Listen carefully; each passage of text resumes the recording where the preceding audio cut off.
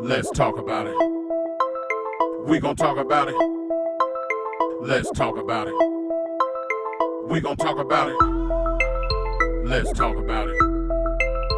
We gon' talk about it. Let's talk about it. We gon' talk about it. This is extra strip talk. We gon' talk about it. We gon' talk about it. We gon' talk about it. This is extra strip talk. We gon' talk about it. Let's talk about it. Let's talk about it. This is extra strip talk. We gon' talk about it. We gon' talk about it. We gon' talk about it. This is extra strip talk. We gon' talk about it. Let's talk about it. Let's talk about it. Yo, it's your boy Booski the General. And I'm Moeezy, the gutter country comedian. Hey, thank y'all for tuning in to Extra Strength Talk Podcast. You know how we do. We always let the guests introduce themselves. What's up with you, man? Introducing the kid. I am Real Estate One on social media. Douglas Parson Jr. For everybody else that know me, it's the kid. It's Mr. Flip Bricks. It's Mr. Arthur Flipping Bricks.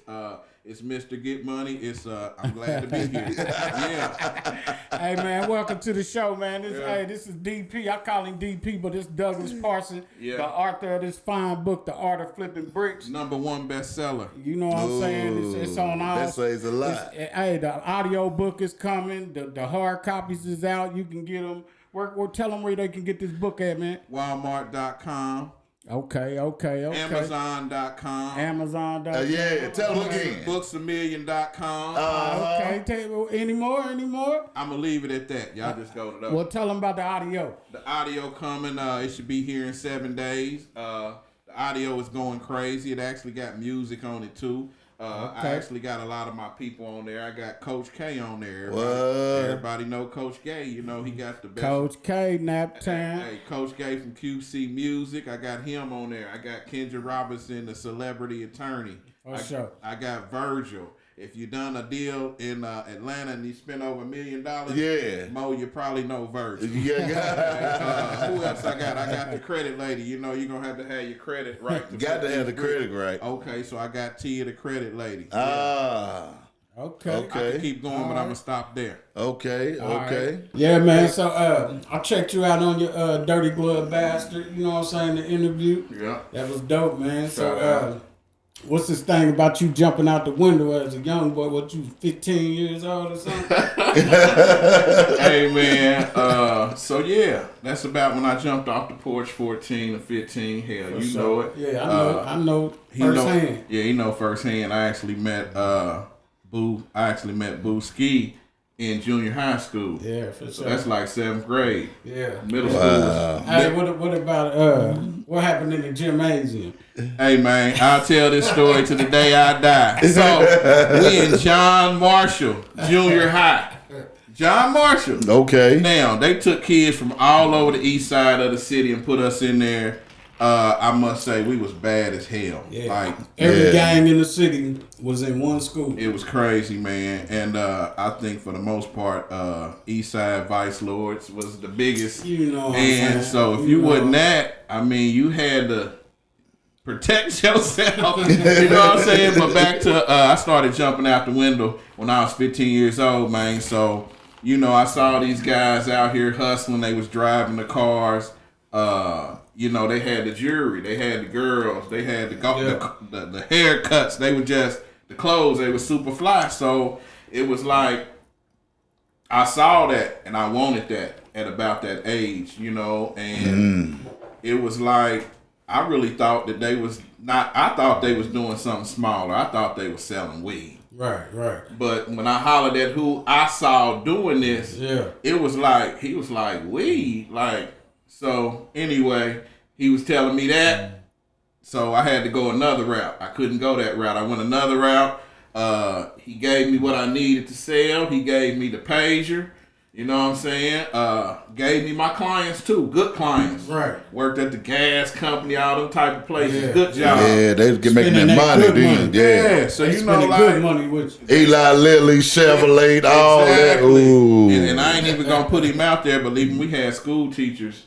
You know what I'm saying, in the high school. Sure. Yeah. You know what I'm saying? And they've actually changed their lives now. They doing well, but at the time we had teachers doing their thing. But, you know, anyway, back to him. He was giving me all the work, Damn. pager, and the clients. Ooh. Man, I remember the first time he gave me about $700 worth. Right? Yeah. He said, bring me back $250. Here go the pager. They gonna be calling you. You was up. It was up after that. So was up. of course I was 15. So I used to put my pager under my pillow or under my mattress. Yeah. It'll go off. They know right where to meet me. I jump out, go meet them, come back. Yeah. Go to school in the morning. Yeah. Clockwork. For sure. Yeah. So yeah, I seen you. We was going to register for school one year. Yeah. And you was in there. You had a baby on your shoulder. I'm like, man, we freshmen in high school. You know what I'm saying? He walking in the registration thing with he got little dads on his shoulders. I'm like, man, that's your baby. Yeah. He like so he had to start early. You know what I'm saying? He had a child at a young age. 15. Yeah, man, that was wild, man, for me to see something like that, man. Yeah. What about that? I remember that gold Cadillac. I'm gonna talk about the gold Fleetwood. That Fleetwood, yeah. I'm gonna talk about that, but back to what you were saying. You know what I'm saying? I did have my first child at 15. Yeah. And then every 3 years after that, and this is the real key to the story though. Like so. My son would come over my house on the weekends. I'm 15 years old. Right. You know what I'm saying? So that's cool. Hey, he came over. My mom's at the crib. Hey, mom, here go here go your grandson. I'm gonna go outside and play with the kids. You know what I'm saying? But she never went for that. She was like, nah, you going outside. You go ahead and take him with you. Wow. So it's like, I'm around my friends. We balling. We doing whatever. Like, but I'm the 15-year-old with the kid. Who got your little brother? Nah, that's my son. Right. Wow. You know what I'm saying? So it's like me and my son grew up together. Yeah, so you pretty much had to grow up fast. Oh, super fast. My mama wasn't playing no games. No and game. When I used to get my checks, because I did have a job, right, for a short period of time, rallies, or we call them checkers, in Atlanta. In Atlanta, Yeah. So she used to make me take a portion of my check. You know what I'm saying? I thought I was gonna go out and be balling, buying clothes and stuff like that, Mo. But she was like, "Oh no, you gonna take a little bit of that, go to Value City, right there on 38 in Arlington, and you gonna buy him some stuff out of every one of your checks." Yeah. Wow. So, hey, she wasn't playing, but she instilled that in me, so I always looked out for my kids. Showed you that responsibility. Yeah. Yeah, that's cool, man. That's definitely what's up, man. I mean, and you don't have that. You don't have that nowadays. Right. And like I said, you started that at the age of 15. Right. And I mean, a lot of people don't pay attention to that. I mean, it should follow on through. Right. And a lot of people ought to grasp that. But I see guys, I mean, like I said, I was at the barbershop one day. Right. This girl come in, had her son with, so are you up here getting your hair cut, but you can't get your son haircut? And his response was, like, man, I ain't got no money, man. I just got my rims, man. I just got my rims put on. And you talking about a $15, $20 haircut, and you just spent like 8 bands on some rims, can't get your son haircut? Yeah. Come on, man. Yeah, that's ridiculous. That's ridiculous, bro. So shout out to my mama, Pistol Pat, for instilling that in me. Shout out Pistol Pat. Yeah. I know mama, boy. Yeah, she ain't playing no games. No games. Now, back to the gold Fleetwood, though. Right. Yeah. Let's talk about it. Yeah, so that gold Fleetwood, I remember when I got it. But the story was, I had a 98 at the time, brandy wine, with the cream top, cloth. I remember. You gotta have a cloth. Got to have the cloth top. So I remember I had a homeboy that lived in the neighborhood. His name was Adrian. Parents died. They got a lot of money, so he wanted to give me some money for my 98 Oldsmobile and give me his Cadillac. I was with that, so that's kind of how it went. That's how I got the Fleetwood. Right. Took it to my guy. He painted it. I think it was whatever. Orange or something. It was gold. Pagan gold with pagan the black gold. top. Yeah. So that's how I had the big Fleetwood. Yeah. You was doing that shit a long time ago. A lot of stuff. I remember, and I didn't even know Doug then, but I remember the SS. Yeah. What else? The Lexus. 2 of them, I think it was. I had 2 or 3 or 4. Yeah.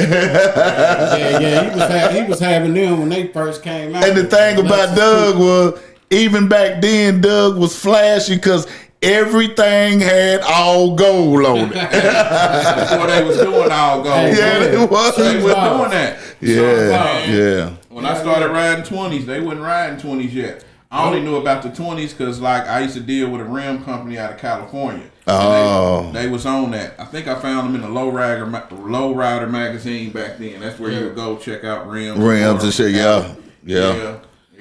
So you in Atlanta, right? Definitely in Atlanta. Took me a long time to get there. It took me, when I left Indianapolis in 1996, I actually moved to Lexington, Kentucky for a while. You know, when I left, I didn't talk to too many people. I can still remember calling you, though. Yeah, you on everything. You one of the few people I was trying to change my life. This nigga disappeared on everybody. Where this nigga at? Hey, for real. So when he would call me, he'd be like, man, where the hell you at? Where the hell you at? I'd be like, don't worry about it, man. I'm coming back around. I'm getting my life together. Yeah. So, you know, I did move to Atlanta, but, you know, like, that was the place to be. You know what I'm saying? When I first left, I went to Kentucky, Lexington, for a little while. Right. You know, I left here. I was up. I moved to Lexington. Got me an actual beauty shop. That didn't go well. Had a couple other businesses I tried that failed.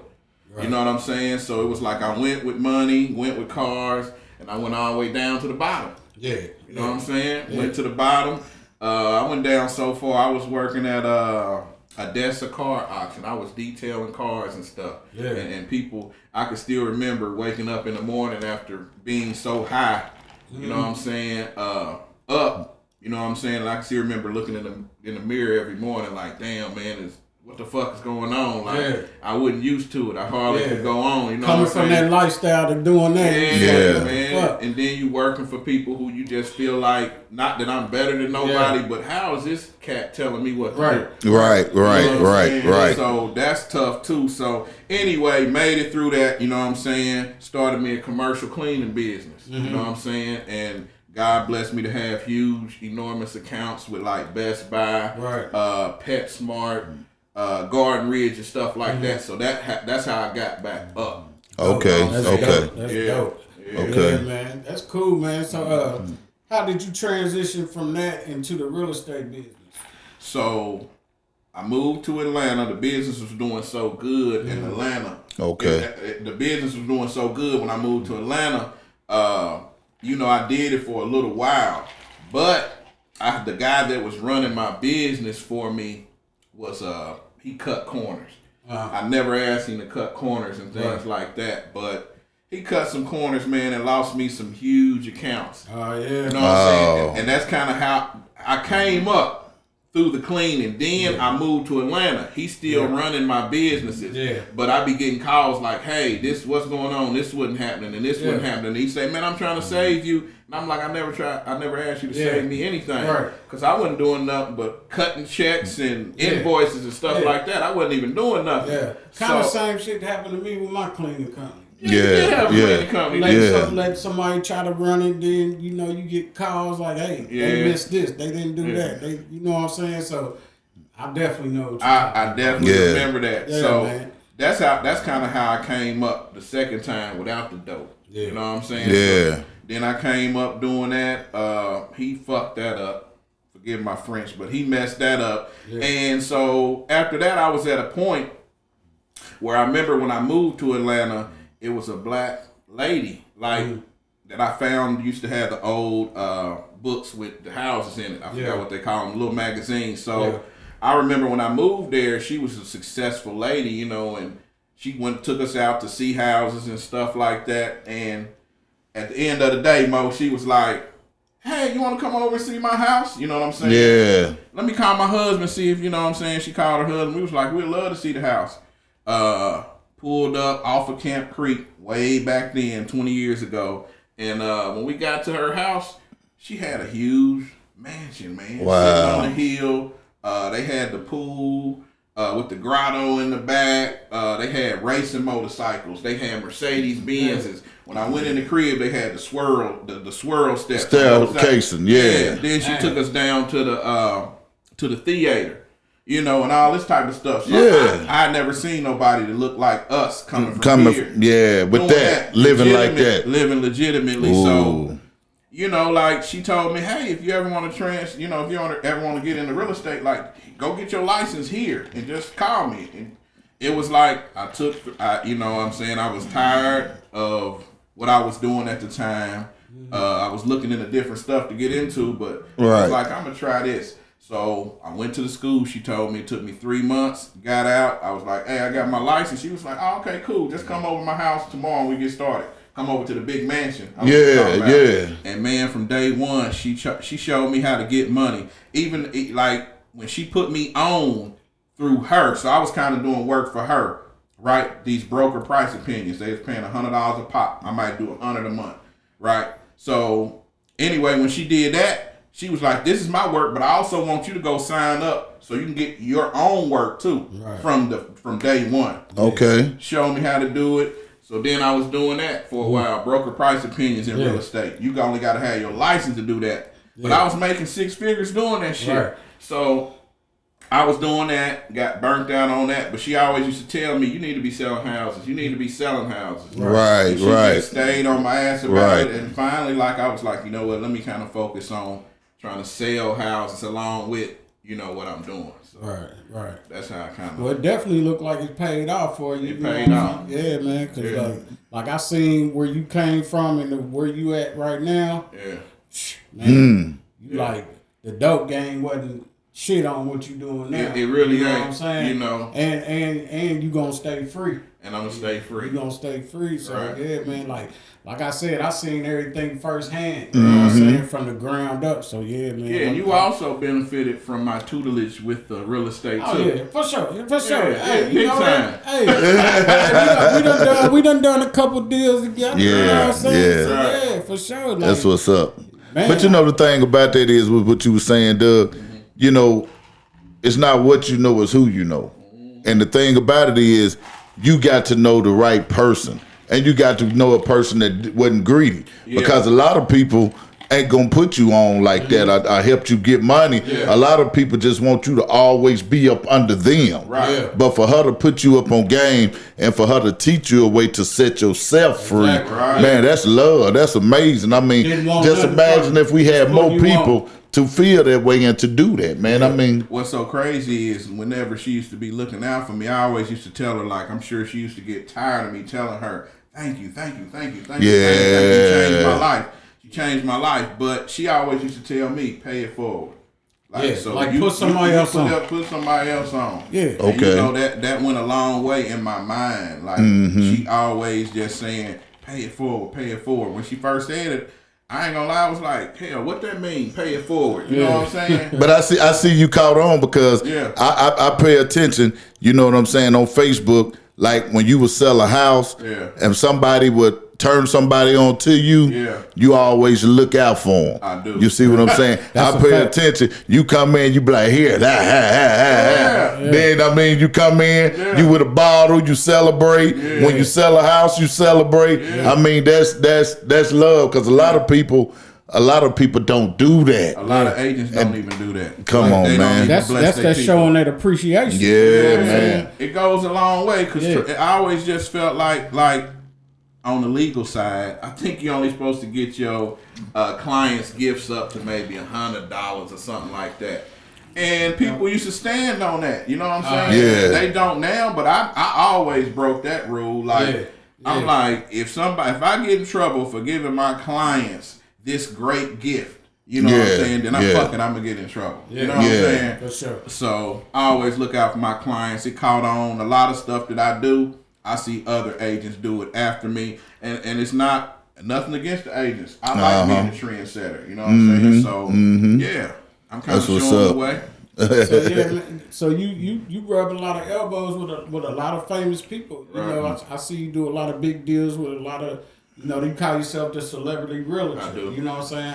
I am real estate one. Yeah. You know what I'm saying? So I see all that. I mean, I see you do a lot of deals with Young Jock. Yeah. You know what I'm saying? Safari. Yeah. You recently just did something with Tip. Yeah, Tip. T.I. ATL Jacob. Jacob. You know what I'm saying? So yeah, man, for them people to be in the industry and they trust you like they trust you, you know what I'm saying? So they really feel they got a good vibe with you. You know what I'm saying? I done been with you with Jock. Yeah. You know what I'm saying? Y'all act like y'all know each other since Like y'all been like y'all know each other, and that's a good thing. That's what's man. up. You know what I'm saying? It is. So I always do my people right, and you know, they always refer, like, say for instance, Jock.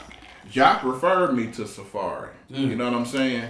And it kind of just go from there. You know what I'm saying? And when you do good business with those type of people, they definitely, because they don't like to deal with everybody. Everybody, so, they don't. You know, so like when I do something good, then they'll turn me on to the next one. My first one was one of my biggest ones is Coach K. Right. Which he actually... Another Naptown legend. Shout out Coach K. Coach K, super legend. If y'all don't know, you know, that's part of the one of the CEOs of QC. Quality control. Which they house Lil Baby and, you know, City Girls and I can go on. Amigos, but like he forwarded my book. He stamped it. I can't wait till y'all go get my audio book. In about a week when it comes out, you'll hear him speaking about what I've been through, and he was proud of me for getting where I'm at. Yeah, I mean, this book got a lot of gems in it. You know what I'm saying? It's like, if you really trying to get into the real estate, like, you really need to get this book because he take you from, like, step one all the way to the end. I do. You know what I'm saying? And he explains it to you so simple that you got to catch on. And see, a lot of people don't know, even though it's a book, but you giving back. Because that's the one thing about it. People don't, you giving knowledge. Definitely. So you see, I don't care what nobody say. If you giving knowledge, you giving back. Because a lot of people get that and keep it to themselves. They do. You see what I'm saying? So that's, and they wonder why, okay, it's the #1 seller. Right. Because if people know they can get some, we're an industry, I mean, we're a world of people that you got your buyers and you got your sellers. You see what I'm saying? And the most people that's successful is the people that sell. So what I'm saying, you selling game, but you giving people opportunity to make it just like you did. I am. And, see what I'm saying? And then this what the crazy thing about it is, I'm not an avid reader. I'm not. Right. I had the knowledge, so I put it in this book. But I said that to say, I got the audio book coming too. Right. For the people that don't read. People like me. That's what's up. And you know, I got everybody that contributed in the book on the audio. So I got my closing attorney speaks in my book. My lender who gets people their money, he speaks in my book. Okay. My person that does everybody's credit, she's in the book. Tia, the credit lady, she's in the book. So I take you from point A to point B to point C to point D. You know what I'm saying? And the thing I also love about it is, look how thin this book is. Like, so I didn't have a lot of fluff in this book at all. I got straight to the point. I got straight to the point. And I just can't wait for the audio to drop so more people can see what's in here. I listen to a lot of audio books, man, just driving. You know what I'm saying? So I'm definitely, you know, I already read the book, but, you know, to put it back on my head again, I can't wait for the audio because I drive a lot, so that's just something I'm going to soak up while I'm in the car. And the great thing about the audio is because I'm a music guy too, so I added a little music to it. It definitely got a little flair to it. Okay. It was inspired. The way I set it up, it kind of was inspired by a guy that I love to see him work is Dame Dash. He's always off the beaten path. You know, he do what he want to do. So when I wanted to start doing this audio book, you know what I'm saying? I said, I just can't make this plain and just go there and just read. You know what I'm saying? So I was watching a ton of them and just seeing how I could put my flair on it, and I ran into his audio book. I forgot the name of it, but he got a bird on the front of it. Whatever that one is. That's Dame? Yeah, Dame Dash. So it's like... I have to check that out. He definitely inspired that, but like, I must say the audio book it's going to go crazy. So it's going to be on Apple Music. It's going to be on Audible. And it's going to be on Amazon Music too. So... it's all streaming platforms. All platforms. You know, like when my book finally got into Walmart, I knew I really had something. When you able to go in Walmart, you up. Available. You're definitely up. Walmart.com. It was like that was I can still remember when so the person that's helping me through all this and really showing me the path, his name is Clarence McNair.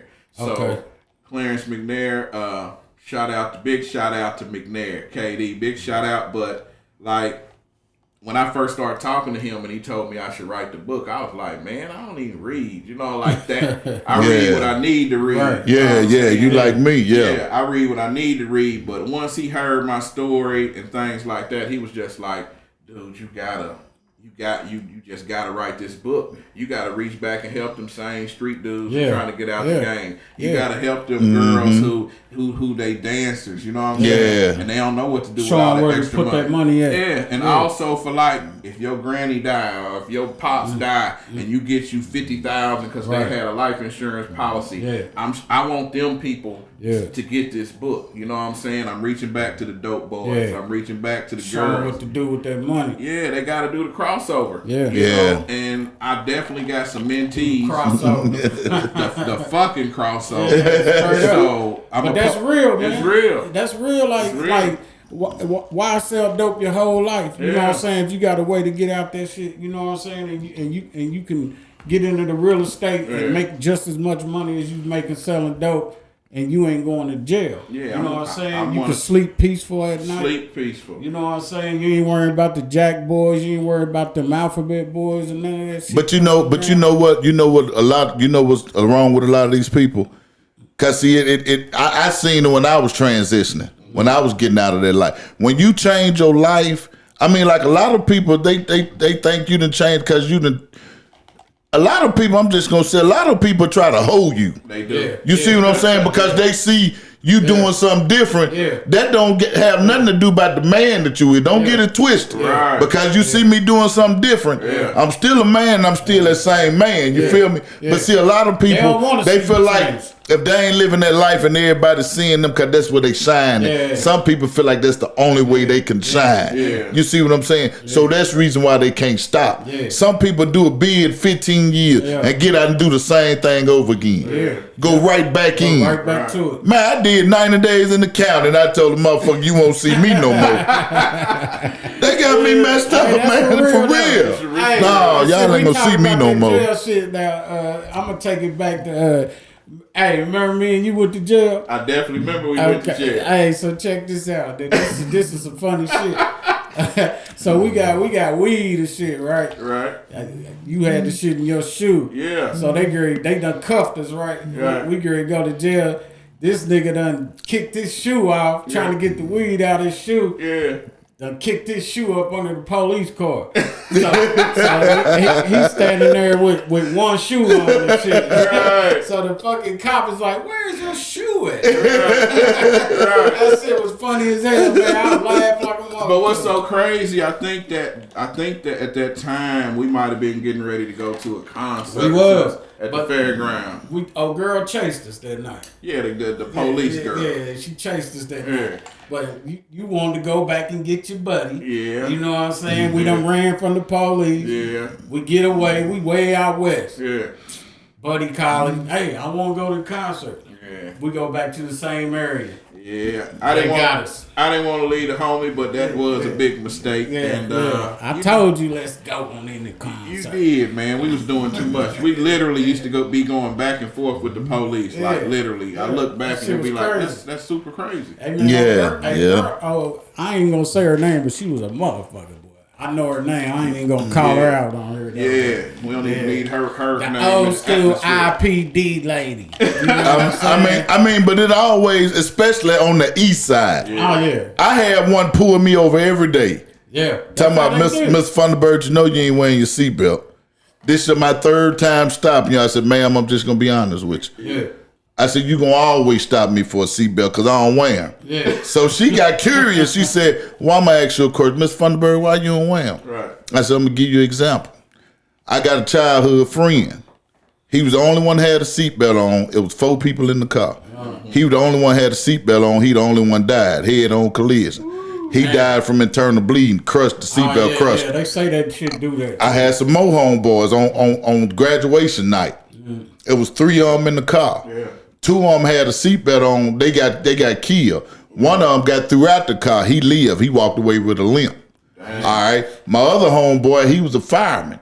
He was in the head-on collision. He got out this truck, went over because his job is a routine, mentally. He got out, went over there, asked the people, y'all all right, y'all good? I already called the police, they on their way. Right. They get there, they take all of them to the hospital. They supposed to been did a check on. Right. He leave the hospital, got to his parents' house, walked in the living room and died in his parents' living room floor. He the only one had a seatbelt on. So when I got through telling her them 3 stories, I looked at her and I said, now why should I wear a seatbelt? She said, Mr. Funberg, have a good day. I never got another ticket. Hey, when you explain it to him like that, you got no choice but to tell you. Tell me, I mean, what you gonna tell me? It's my life. Yeah. Right. Like I said, I don't got one life to live, and I mean, like if it's my life and I choose not to wear one, let me go. Don't bother me. Yeah, I'm just saying, man. Say, well, that's the law. You know what I'm saying? Right. Cool. Y'all went to jail for trying to go to a concert. I want to toast it up though, man, on your achievement, especially with the book, man. You know what I'm saying? You know what I'm saying? More to come, man. You know what I'm saying? Keep up the good work. Cause I know DP ain't gonna stop. And that's something about it. Like a lot of people don't know. I mean, it don't stop. A lot of people don't know DP, but I ain't gonna lie, Doug. I be at work and on my breaks, I go on Facebook. Yeah. I see something you doing, and I tell people. I said, now, this my guy. I said, I met him through another friend of mine. And I mean, like I said, ever since day one, there ain't been number love. Right. I said, this man came from the streets. Right. This man changed his life. He out there in Atlanta selling real estate. And I showed them the houses that you be selling. Yeah. They said, man, god damn. How did he get plugged in? Yeah. I said, that's one thing about him, man. A hustler can change environments. Yeah. But he ain't gonna stop hustling. Nah. And he always been like that. Like, shit, since I've known him, he been getting to it. So I be telling people like this. I've been selling all my life. So I can remember as a kid. I guess I was in the 7th grade going to John Marshall Junior High School. I was selling candy. So I would my parents would give me $20 a week. That's it. You got to get your lunch and everything else you getting with this $20. So me, I wasn't giving a damn about no lunch. I wanted to make me some money. 7th grade. So I used to go spend $20 at Kroger, buy the 6-pack of Snickers and all that, gum, all that stuff. And I would come to school and I'd have my motherfucking backpack. Yeah. You know what I'm saying? Nah, duffel bag at that time, full of candy. So every time the teacher turned around, she's, teaching class, hey, send this dollar over there, here. So we, you know what I'm saying? But it went from candy. Then it went to weed. Then it went to work. Yeah. Then it went to houses. Yeah. So I always been selling stuff at the end of the day. And it went just like that. Yeah. From candy to weed to work to houses. Yeah. You know what I'm saying? So Doug, I was a hustler too, but see, I was raised down south. I was born in Nap. I want y'all to know that I was born in Nap, but I went to Mississippi when I was 2, and my grandparents raised me. Okay. But the thing about it is coming up in the house of the Lord, Doug, man, look, I would get the brakes beat off of me. Right. If my teacher called and said I was selling candy or something. Woo. If it ever got back to her, I mean, my grandmother, she got skin off your ass, I'm just gonna keep it real. Hey man, me and this guy named Kiva Harris. Yeah. You remember when they had the box, had like 20 or 50 cars or something in the little carrying case you could carry. Little different man, look. I don't know how my grandmama know. I took one car at that motherfucker. Yeah. And I took it to school. Yeah. And me and Kiva Harris exchanged cars. Right. Yeah. So when I got back home, I got the car and put it back in there. The one I got from him, we exchanged. Yeah. My grandma come in, she opened it up. She said, that one ain't yours. I'm like, yes, it is. She said, that one ain't yours. Now, where your car at? Just like that. Yeah. She said, I tell you what, I ain't gonna even ask you no more. Tomorrow, come back in here with that car. Yeah. So I go to school the next day. I told Keith, man, I got to get that car back. Yeah. He like, man, no, man, we exchanged car, man. Look here, bruh. If you don't give me that car, we gonna have some problems. So the nigga, he had it in his pocket, but he didn't want to give it to me. Right. So when we went out for recess, I was 3rd grade. Yeah. I had some cowboy boots on. Keevan was bigger than me. Yeah. I jumped up and kicked that nigga in the stomach like Jackie Chan. Now recess over with, we back in the classroom. Yeah. He over there still out there holding his stomach. Yeah. And I got my car in his pocket. And when I brought it home and put it back in there, my grandma said, okay, I see you brought that car back, so you lied to me. I still got ass whooped. Got that ass whooped for lying. Come on, man. Hey, pass me that bottle over there. Man, yeah, I said, man, look here, bro. Yeah. I need that car back. I'm going to get it back by any means. Right. I still got the skin knocked off me. So with that hustling thing, my people, some of that, what you call look here, and I'm going to tell you this, and it's back on Doug. Yeah. But like I said, I was in Mississippi, man. Yeah. And the work was plentiful. Right. But I tell people, this is a true story. I tell people, it took me 10 years to make $10,000. Woo! When I say it was rough, man, I came up here in Napa in like 93 or 94. Yeah. And my homeboy Michael Lacey was working over there, and he was working at Popeyes on 3rd 8 and Keystone. Yeah. He was working there, but he, met his baby mama. She was over there from 29th Park. Man, I went over there and I said, God damn. Yeah. So I called one of my homeboys, and I know he don't like talking on the phone, but he was the man that had it. Yeah. And him and Mike were first cousins. So he told me, I called him, man, he ain't gonna do nothing. I said, man, get him on the phone. Right. He get him on the phone. He called his number. He said, what up, cuz? I said, I ain't your cousin, nigga. Yeah. I already know how you is, so the only thing I'm going to tell you, it's like New Jack City. And 4 days later, he was sitting on 29th Park. I ain't tell him where we was at. Yeah. I don't know if Mike had told him. Right. But when we pulled up that morning, 8 o'clock in the morning, he was sitting in that church parking lot on 29th Park. Right. And had them getting it on. Getting it on. He had them bricks. I told him, man, I got some money, man. I didn't know how to act. Boy. My walk changed. I was bow-legged like a motherfucker. Thought I was the man, you know? Yeah. I tell you, Doug, man, I seen how y'all doing here in Nap, man.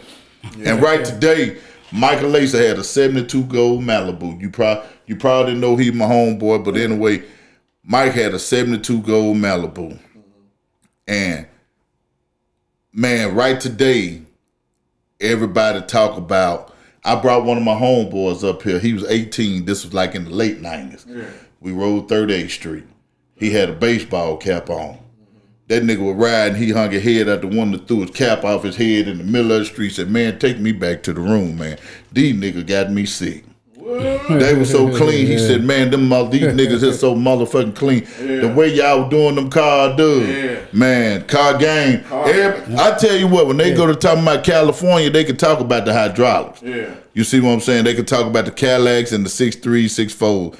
That's LA thing. Yeah. But when you come to Nap, a nigga will put paint on their grandmama and make it look good. These niggas will fix a car up. Hey, man, this the car city. Like, man, niggas live for that shit here. Yeah, I know what I'm saying. I know I used to love. I grew up loving cars. Give me some of that wine. I'm on that wine. Yeah.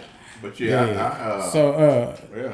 So man, so like we gonna go back a little bit. You know what I'm saying? So far as like in the game, when you was in the game and doing all that.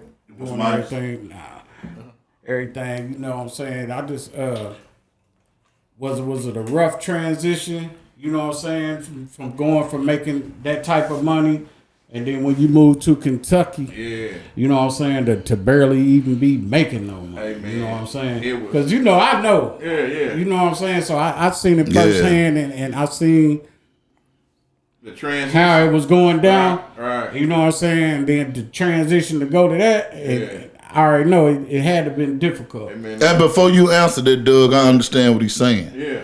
Because a lot of people don't know when you come. That's like, it's like an addiction. It is. When you go to making that money, and you trying to transition over, you go to the point where you making $10,000 a day. To making $300-$400, $500, $600 a week.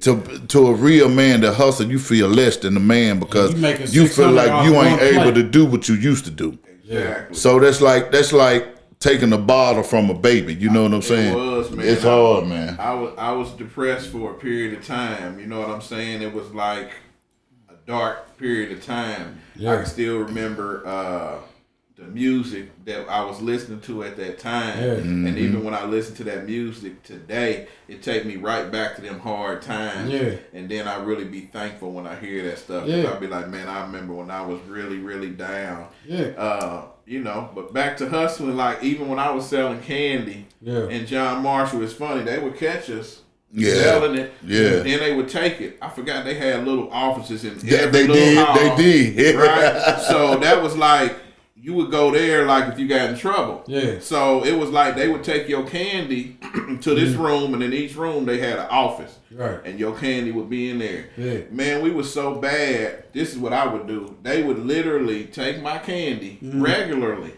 and I just go ahead and pay somebody. You know what I'm saying? And they go in there and steal my candy back. And give it to me. Yeah. Like, so it was. Hey, it was. Hey, it John was Marshall was. crazy. Hey, that shit was a zoo. You know what I'm saying? it What's that was. movie? Brooklyn Zoo? Nah, the other what? Fair East Side? Fair East Side. What is it Hey, that called? was like that shit for real. real. Like for real, I for look back and real. be like, man, why was we doing people like that? I Hey ain't even man, gonna say what listen, we was doing, man, but it was them days back then, man. It's like man, I remember the police. we was animals. I remember the police pulling up at the school and taking people out with handcuffs Yeah. all the time. Man, niggas had pistols in that. And then I'm gonna tell you something. I come up, like I said, my mama moved to Post Road in 1977. Wow. So I was always out here. I'm born in 72. Yeah. She moved from the west side because she worked right here on 30th and Franklin. At AT&T. Right. So that's what 30 years, that's what she retired from. So instead of her driving all the way from the west side from Hallville, Right. she just moved out here. So from 1977, I always, like every summer I come up here, I was always on Post Road. Right. Now, I used to hear a lot of stuff and hear a lot of niggas talking. Y'all had the teachers jealous over there at Arlington. Oh, Y'all man. pulling up in Man, we lax on pulling up- D's, Come on, man. everything, man. Back 15, Man. 16 years Yeah, old, yeah. Cadillac on Dayton's, Man, let me tell you. Mercedes-Benz. Why would I want to be a school teacher? Right. And y'all pulling up like that. Hey man, I used to come to school. Shit. All I used to do was go to Arlington, check in the first class. When I was, First the period. first period, you check in there. As long as you check in there, they wasn't gonna call to the crib say you wasn't in school. Right. Check in there, go right back outside, jump in the car, and bounce out of there. Be at the mall and all kind of shit. You know what I'm saying? Right. That shit was crazy. That's man. crazy. I remember man. them days. Them teachers didn't like us because we was pulling up Yeah. in like expensive cars, and Yeah. then that's when we was really into the loud music, No. kicker Yeah. boxes in the trunk and the back seat, stuff like Yeah. that. And like Yeah. we was always late, so it'd be like we'd be pulling up late, Yep. shake the Shake the whole side of the building. building. Beating like Ooh. Everybody get up, look out the window, so you causing a Yeah. lot of confusion Yeah. and pandemonium. Yeah. They- like yeah. that's DP out They there. was like, sir, you cannot even pull any vehicles on the premises Yeah, anymore. they started. Hey, remember everybody used to park over in Devonton. Yeah, Yeah. Go park in Devonton. Devonton Plaza, that was a Hey, car show. what every day. about after school let out? Hey, man. Man, Devonton was out the chain. That shit was like Crenshaw. It was like Crenshaw. That shit was like Crenshaw. It was. Straight up. Yeah, and I got to say this. Arlington is the best, and Ripple Facts. is not the best. They Yeah, are the second. yeah. Ripple the second, but hey, Hey, my wife it's gonna kill me. it's the Yeah. golden Knights. You know what I'm saying? Yeah. Shout out to Arlington. Yeah, I can still remember the Arlington Ripple games. That was epic. Oh. It's, Epic. hey, before they shut, it ain't even Arlington no more. It's something else. But Right. before they shut it down, it was still that rivalry. Yeah. You know what I'm saying? Yeah. So yeah, man, it's we had some good times. And it was different for me. And I used to just hear like stories when y'all talk about it because the school, I'm from Greenwood, Mississippi. Right now, population about 18,000. Dang. So you got to realize we had damn near 2 high schools. I went to Amanda Elsie. Then you had Greenwood High. And back then, they weren't letting black people go to Pillar Academy. You see what I'm saying? Yeah. So it was 2 high schools. So, I mean, that's the only thing, I mean, like coming. And when I came here, and I was like, they said school 56 and school 53, school 26. I'm like, motherfucker, how many schools y'all have? Right. You see what I'm saying? Because I wasn't used to that. Right. So when I moved, I mean, when I actually moved here, Yeah. you know, And I realized, I'm like, damn, it was different for me. Right. I was overwhelmed. I'm like, man, coming from this, like, coming here in the summertime, I hung out in the hood and, in the apartment complex and in the neighborhood that, my mama lived in or whatever, but didn't nobody really know me, and I ain't really tried to get to know too many motherfuckers because that's how my mama, boy, you better not go outside, but I was hard-headed. I went outside anyway. Right. So, you know what I'm saying? So, but when I got older and I seen, I'm like, man, this is totally different for me. Right. And just to hear y'all stories and everything, and I'm like, damn, man, and when I got old enough and was playing football, I told my mama, look, mama, I want to stay up here and play football. Right. She said, okay. Right. 2 weeks before school started back, she taking me school shopping. I'm like, man, I'm calling my buddies in Mississippi, man. I'm stay up here, man. I'm playing ball in Indianapolis. Yeah. My mama put my fat ass on that Greyhound bus and sent me right on back to Mississippi. Take your ass back home. Hurt my motherfucking feeling. And then I'm like, I'm mad and mud crying and shit. Like, man, I want to stay up there, because I felt like I had more opportunities. Yeah. You see what I'm saying? Yeah. And man, Same with me from South Carolina, you know what I'm saying? I'm originally from South Carolina. It's just, it's definitely more opportunities up here, you know what I'm saying, than down there. Yeah. You know what I'm saying? But that's my home. But then like he moved to Atlanta. Yeah, that was big. What everything is popping. Yeah. I mean, like, don't nobody have no reason to not have no money. You might not have the most money, you might not, but don't nobody have a reason not to have. I got a homeboy down there right now. This motherfucker is like every 3-4 years he in a new business. Right. But he's still doing good in whatever he does. Yeah. And the thing about Atlanta, man, is people help you. You know what I'm saying? They don't hold all the information to their chest. Like, they'll extend a helping hand. Right. You know what I'm saying? And it's like the black community down there, it's like they locked in together. Right. You know what I'm saying? And that's beautiful. You know what I'm saying? It's I mean, and I know you got your haters everywhere you go. Yeah, you can't live without them. Yeah. Right. You see what I'm saying? But that's what everybody. That's the one thing. Like I said, is the same. Like you said. Yeah. Right. If they see you willing and trying, somebody gonna help you, man. Somebody gonna lead you in the right direction. Man. I mean, and my buddy told me, he said, Maurice, man, in order to live good here in Atlanta, man, you got to have more than one hustle. Yeah. Now, this nigga got a college degree. Yeah. And I don't think he do anything that he went to school for. That's right. You see what I'm saying? But a lot of people like that, they go get them degrees and ain't even using them. Ain't even using them. But they making money some other way. Some other way. So, long as you get into the bag and you like doing what you doing. Man, I know the man that went through transportation system. He did what you doing. I mean, he did the box trucks and all that. He did all that. The man that did the pressure washing business. Right. I mean, but like, whatever he does, he always able to make a good living and provide, man. Yeah, I mean, help his mom and his sister out. You see what I'm saying? Take care of his niece and nephew. He always able to provide. I mean, he said, Maurice, man, you got to have more than one hustle. Yeah. You know what I'm saying? But that's anything in life. Like, my sister worked for FDIC. And she said when she started her job in orientation, they said in order to retire and have a good life, you had to have more than one income. Meaning when you retire, you need your pension, you need your Social Security or whatever. Right. You know what I'm saying? Then then my brother-in-law, she married.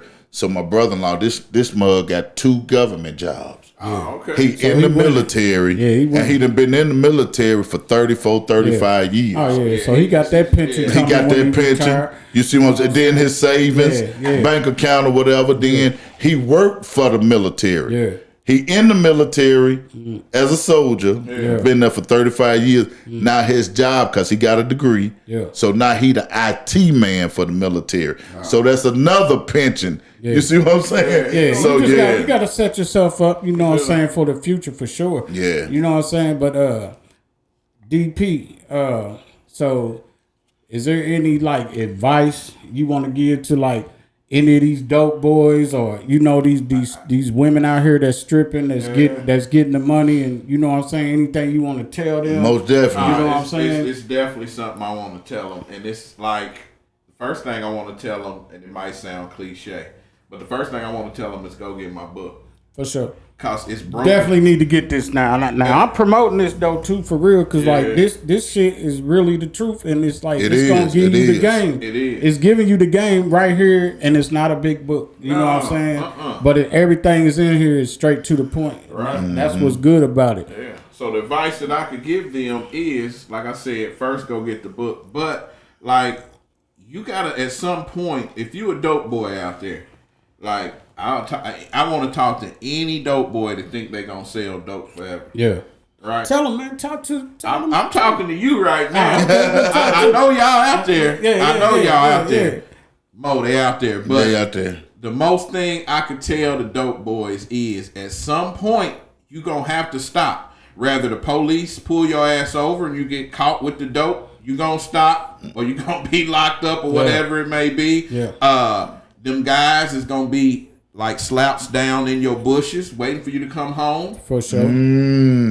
Y'all ladies on the pole, like I respect everything y'all do, but at some point, like y'all not gonna be worthy to be dancing. You know what I'm saying? You gonna get old now. The body's gonna change. You gonna get old. And I don't care if you don't get up. Start looking old till you're 50. At some point, you're gonna have to stop dancing, and y'all got all this extra money. So what I'm just saying is, just take a little bit of that money that y'all blowing in Atlanta out there at Saks, you know what I'm saying, at Lennox, you know, and stuff like that. Like you just gotta kind of put you some stuff to the side, put you some money to the side, let that go for a little while, right? Then you're gonna get with an agent that know about this flipping houses. If you in Atlanta, it could be me. If you in Indianapolis, it could be me. If you in Miami, it could be me. But y'all got to start saving y'all money. Get the book so it can tell you these few steps you can do. And it's like the smallest money you're going to get from this book. Like if you apply these things, you might make $30,000 on the deal, $20,000. That's on the super low end. Right. So let's just say this, because I talk to a lot of lawyers. I talk to a lot of judges. I talk to a hell of a lot of entertainers and people like that. Yeah. And I tell them, like, I don't care if you're doing any of that, right? You can do that, but you also can flip you a brick, flip you some houses on the side. Yeah. So let's say, you know, you a lawyer and you making $200,000 a year. That's cool. I'm making $200,000 a year. I don't need to do that. Okay. Well, if you just take 2 houses and you just make the minimum I just said. Yeah. So that means you're gonna make $40,000 or $60,000 off of 2 deals for the whole year. Right. I don't care if you are making $200,000. That's now you're making $260,000. Yeah. Right. Right. That $60,000 you can pay your car note for the year. Yeah. That $60,000 you can probably pay your house note for the year. Yeah. So don't talk to me about like I'm doing this. No. Yeah. Do this. Yeah. Why not want more? Yeah. You know like, what I'm saying? And also, I definitely want to touch on this.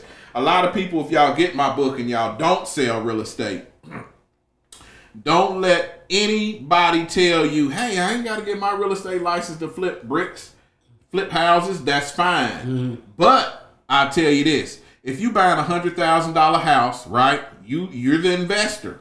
So you spend $100,000 on a house, right? So that means even though your LLC is the buyer of the house, right, you still can be an agent too. On a $100,000 house, you're gonna make $3,000 or you're gonna make $6,000, right? So you take that same $3,000 or $6,000 you just made and put it into your flip. Right.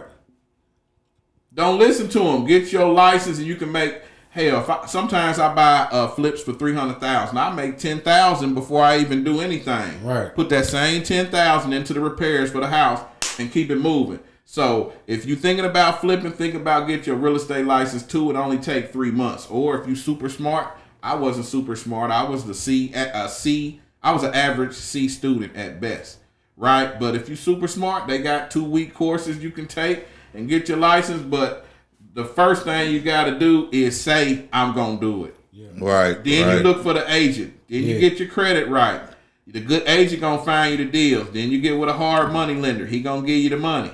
Yeah. You know what I'm saying? Yeah. So I ain't cutting you off. But like I seen how you took your brother-in-law, Yuri. Yeah. You took Yuri, drug him through that shit. Yeah. And shit. Now Yuri doing this thing. Yeah, you know he's doing his thing. I've been watching Yuri. Yuri doing his thing. What's the other cat? Rod Williams. Rod Williams. He's like what? Top One of the 1%. top, yeah. Top 1%. And Keller Williams for his group and himself. Yeah. Wow. That's dope. It's dope you talk about these guys because those are some of my success stories. Yeah. You know, and those guys are making 6-7 figures. Right. You know what I'm saying? And they providing for their family, providing for their kids. It's funny, Rod, so Rod probably lived about 3 minutes from me, so we lived right beside each other, but I can remember when he first got in the game, he was working he had a great job. He was working at Yamaha. Great job, a career job, and he saw me. He didn't know I sold real estate. Right.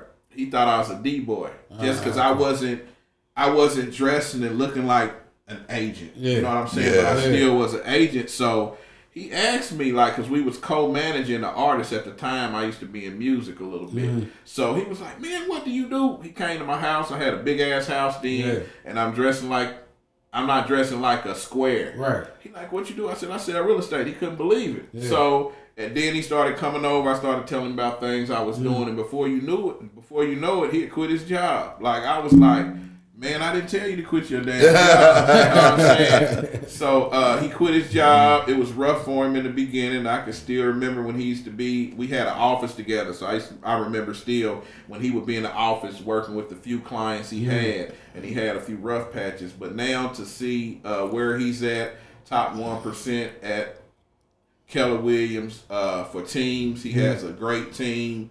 So he's hiring people. He's hiring people. He's putting people in position. I go over his house sometime, and we go in his backyard. He got big Olympic-sized pools and theaters and stuff in his basement. And yeah, that's dope. I just feel like I feel like like the proud uncle. You know. Well, Doug, I'm not mad at him. Right. And what I mean by that is, I can sell a motherfucker a garage right now and I'll quit my job. Yeah, man, I work in the freezer, man. It's cold in the motherfucking now, man. My son work in the freezer. Man, shit. I can sell a motherfucker garage and I quit. Yeah. If I make $2,500 off that motherfucker, I damn near quit, man. What's so crazy is a lot of people, a lot of time people talk to me and they like, yeah, I know you're doing well and and I'm be like, yeah, I'm doing well. God bless me so much. Yeah. Then they may say, hey, like what kind of money you be making on those big $1 million deals and stuff like that? I'll be like, I really don't want to tell them. I just be like, I'm cool because I don't want to seem like I'm bragging and stuff like that. But like some of my deals, like I just closed a deal a week ago. One deal. $60,000. You know what I'm saying? Yeah. That's one deal. So now I got 364 other days to get money. Yeah. And this is off me being an agent. Right. So like, although I'm telling y'all now how to flip bricks, I done told you need to be an agent so you can make the money when you flip the bricks. Also, let me tell you this. When you get your license, like that, people know me as a celebrity realtor. But guess what, Mo? I flip houses, right? I build $1 million houses. Yeah. Okay. Right? Me and my wife got a property management company. Okay. That's another lane. She just got her real estate license. Right? That's more money coming in. Real estate blondie. Real estate blondie. Shout out to real estate blondie. She only come around. Real estate blondie. She only come around when the money's being divvied out. You know what I'm saying? Yeah. Hey, she told Jock. What she tell Jock? You giving us a Birdman vibe. Hey, shout out to Jock. My guy Jock lost a bet, man, and he's standing behind what he say. He lost a bet. And the bet was if this guy went to prison, right, that he was gonna shave his head. So I was okay, is that why he had the haircut? That's why he had the haircut. He bet somebody wouldn't be convicted and go to jail. And it was all, I won't say the name, but it was all in the media. So it was like, when that happened, I called him. I was like, Jock, like, you gonna cut your hair? He was like, hell yeah, I'm cutting my hair. Stand on it. Hey, you know what? I was looking at that shit. I was like, what the fuck going on with Jock? Hey man, he not only did he cut his hair, he went and got his head tattooed and all that stuff. I was like, boy, you is hell. But that's my friend to the end. Shout out to Jock. Shout out to the whole morning show in Atlanta. Shout out to his beautiful wife, Kendra, which is my preferred closing attorney. She did my deal. Yeah, shout out to Kendra. That's one of the best closing attorneys in Georgia. She always had a spread laid out for me, and we'd be drinking champagne at the closing. Yeah, we had drinks and shit. Yeah. That's what's up. That's what's up. Yeah, so whenever y'all in Atlanta, you closing the deal, y'all look up Kendra Robinson. I remember you told me that's who closed up there. That's what's up. She's sweet lady. She done came up, man. She's across the street from Lennox. When you walk in the office, you don't see nothing but white marble. Yeah. Wow. Yeah, man. So before we get out of here, man, it's like let the people know all your social media handles and all that, man. Before we get out of here, first I want to thank you for having me, Mo. Man, come on, man.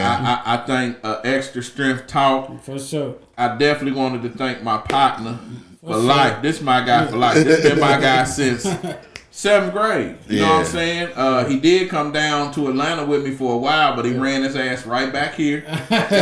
Much respect. I know his family's here. He made money while he was there. I sold him property, and he made money when he left, and he sold it. For sure. And I just want to say, man, I'm so proud of you, man. You got the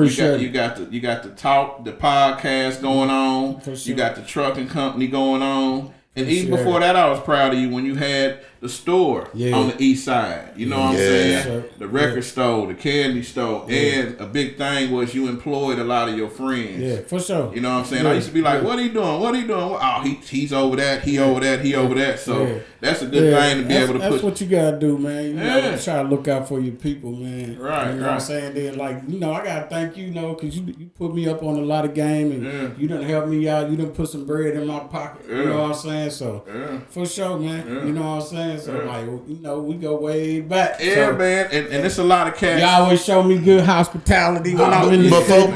Before we get out of here, I want to let people know. We ain't going out here when I moved here, I met a couple people, you know what I'm saying? Like you said, they come and go. Yeah.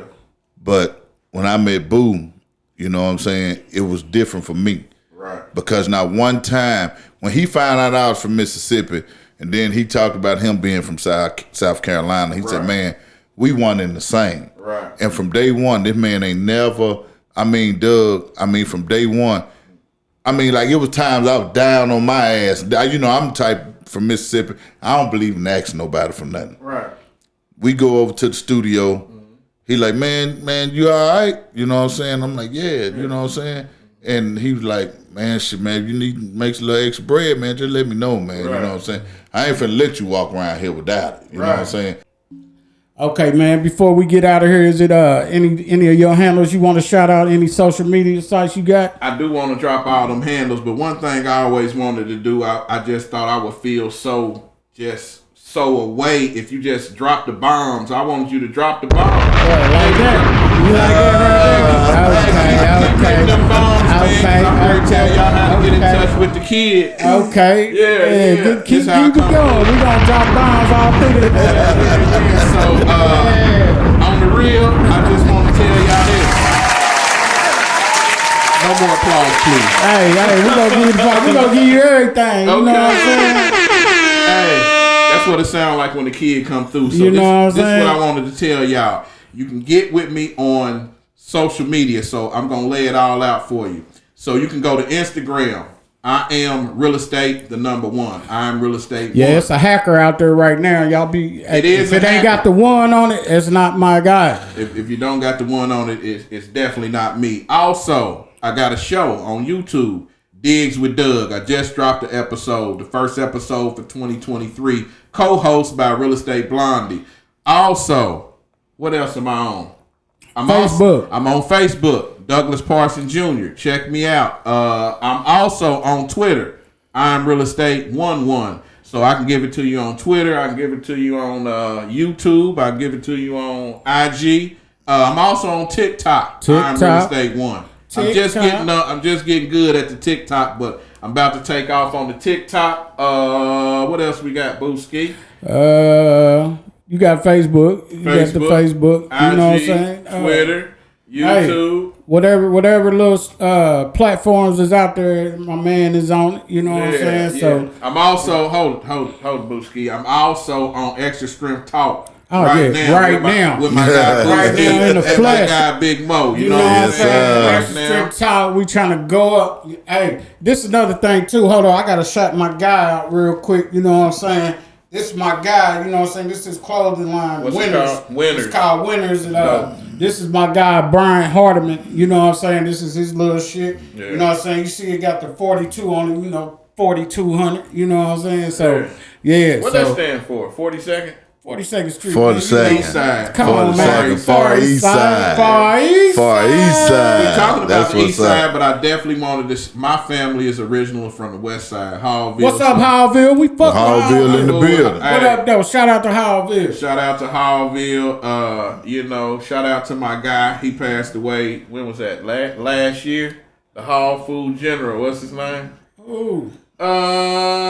With the funny color eyes. Muncie. Okay, shout out Muncie. Yeah, R.I.P. Yeah, rest in peace. Rest in Muncie, peace. You know what I'm saying? You know, I definitely wanted to leave you guys with this. You know, I wanted to talk a little bit about hate and envy, actually.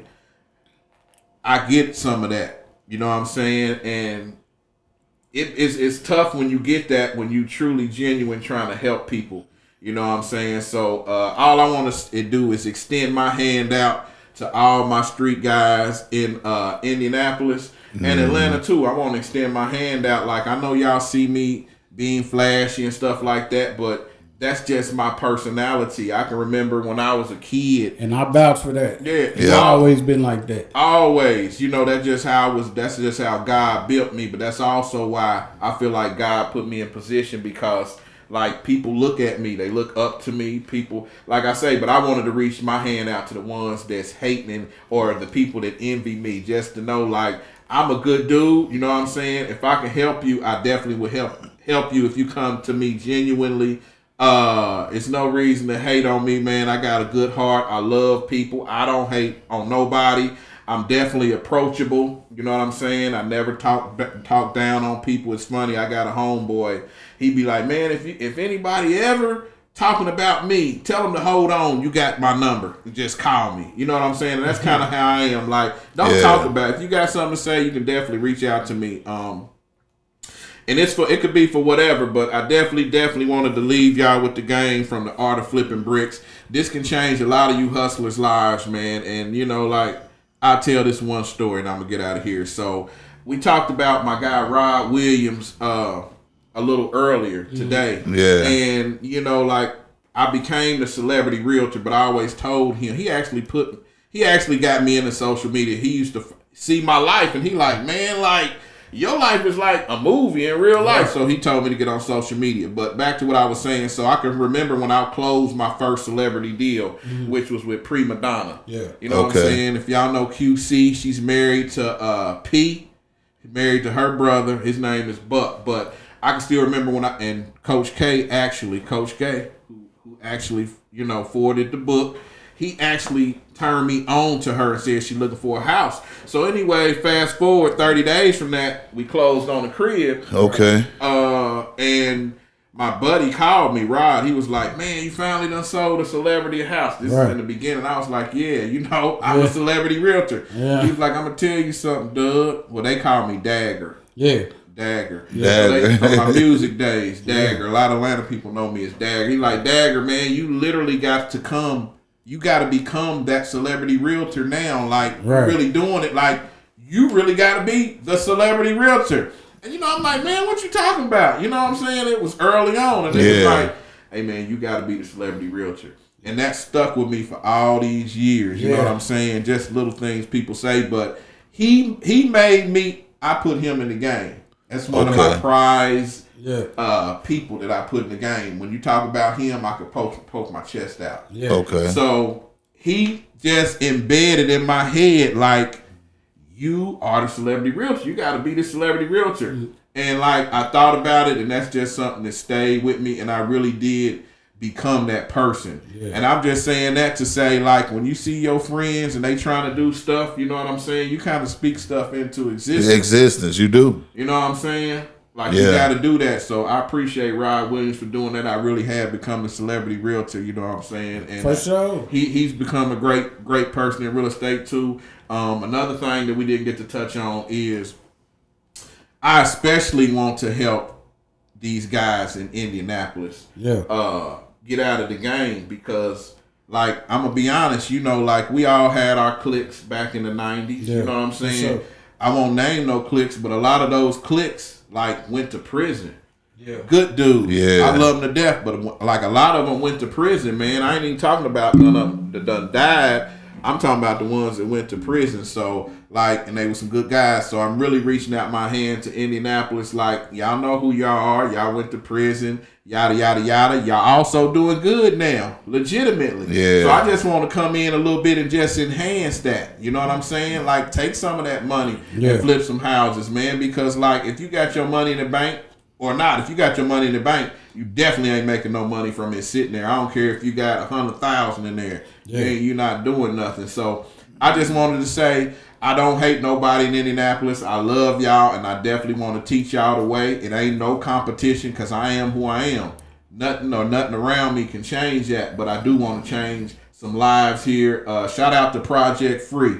We did a seminar together, and we haven't spoke about it. We talk from time to time, but I definitely want to do something with him. Okay. You know what I'm saying? And I just want to, like, help a lot of people in that town, man. I really want to show the people that hate us that we can get it. You know what I'm saying? Y'all know who hate us. I mean, it ain't no big secret. Like, I want everybody in Indianapolis that come mess with me that was a street guy. I want them to go hold their head up real high around those people after they make it, and then when you make it, then you help somebody else, and it just keep going. That's that pay it forward. Yeah, pay it forward. So all I'm saying is pay it forward. You know what I'm saying? If I ever had a problem with you, like, we can squash it. I don't think I got a problem with nobody, but if you feel like that, we can squash it. It's all about in 2023 getting to the money, man. Yeah. Anybody that I'm around, we ain't got that much time left. If we got like 30 summers left, something like that, that's good. So I want to take these last 30, 40 summers and, like, really live it up. You know what I'm saying? Yeah. So, hopefully, hopefully me and you can do some deals together. Oh, yeah, it's coming. We can do some 50-50 stuff. Yeah, because he ain't with no 80-20. Yeah, hey, that don't make sense.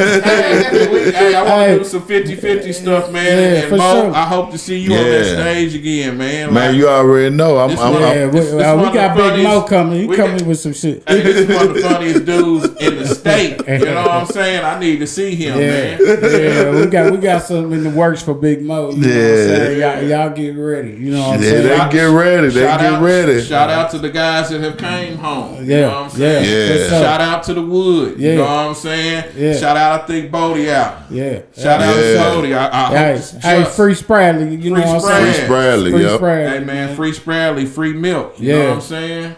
Yeah, man. Them, them some good guys, man. You know what I'm saying? They just got caught up in that era. You know what I'm saying? With man.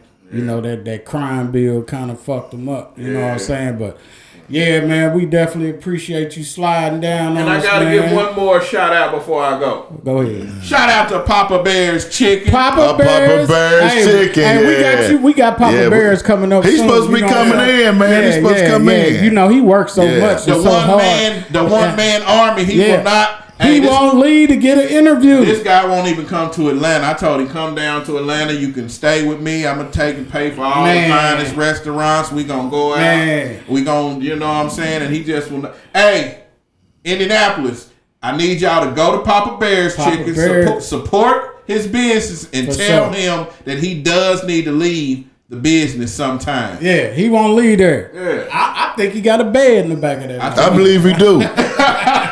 We went over there one night. It was late the motherfucker. He in there. That's how the nigga was. In the streets. Yeah, it was. I promise. Lamb chops. 4 a.m. in the morning. You want lamb chops? You want fried lobster? Yeah. What's his address? Shit, I don't know. I know it's 46. So much. It's on 46th Street. It's East 46th Street. It's like off Keystone. Go to his page, you'll see it. Yeah. Go to Papa Bear's Chicken on IG or Facebook. And don't be offended. Sometimes he get a little out of the box, but hey, it's all in fun, man. Go check my guy out. That's Papa a good Bear's dude. Chicken. I've been fucking with him since fucking second grade. Yeah. You know what I'm saying? So, And we kind of jumped off the porch. I can remember when me and that guy bought our first bag of weed, man. I ain't putting you out there, but I remember when we went in and bought our first bag of weed, right? I remember walking home on Meadowlark with dime bags of weed, stopping everybody. Hey man, you need some weed? You need some weed? You need some weed? But I remember we went in on that weed, man, and we both had jobs at the time. Yeah. You know what I'm saying? That's what's up.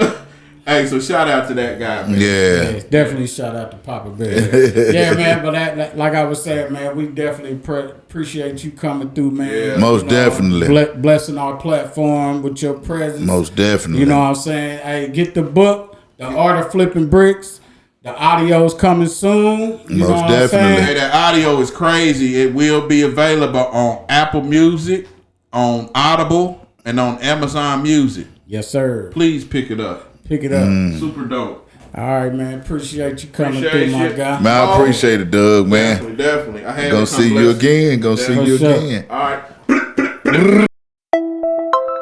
Let's talk about it. We gon' talk about it. Let's talk about it. We gon' talk about it. Let's talk about it. We gon' talk about it. Let's talk about it. We gon' talk about it. This is Extra Strip Talk